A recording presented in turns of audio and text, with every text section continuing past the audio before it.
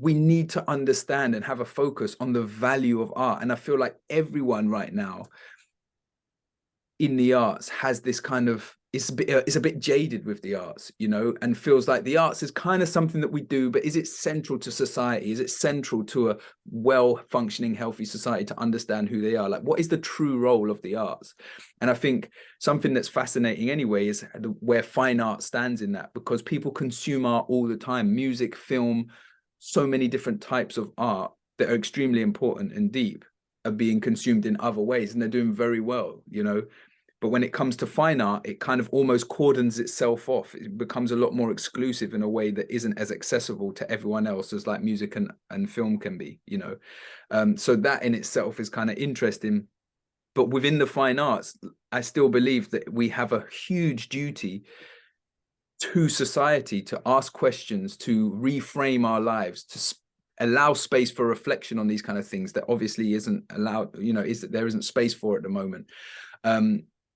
So it's not for us to be grateful necessarily, you know. We can be happy that we're working with organizations and excited because we're working with organizations that we like, and we're collaborating with people that have skills that can help us, you know, get the conversations that we're passionate about out there.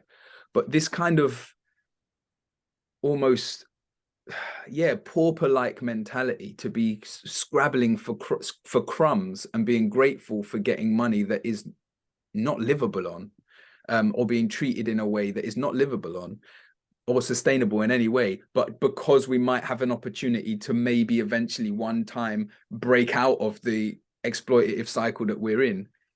It's bizarre, you know what I mean? We're in such an extreme situation right now in the arts, and that's why you only have people from certain backgrounds or with certain levels of support that are able to even compete in it, you know. Or you have people, and I would put myself in that category, that are unhealthy. You know, my work ethic is unhealthy. It's something that gets celebrated by people, this kind of, oh yeah, you do whatever it takes. But I get burnt out, you know. I'm not able to build my relationships with my family because I'm constantly working.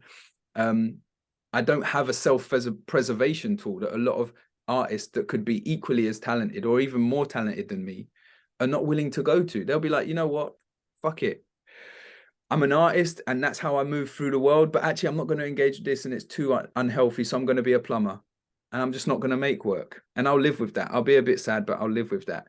And realistically, that's the healthy way to navigate the situation we have now, or the environment that is the arts, because it requires so much of you just to be treading water, really, that the amount of work you have to do is unsustainable. And so many of my artist friends, you know, burnouts and breakdowns and that slow attrition on the quality of life that you want to live, because it's the only way that you can realistically make good art, get yourself out there with the money and under the conditions that the arts is in at the moment. Do you know what I mean? And that's too commonplace.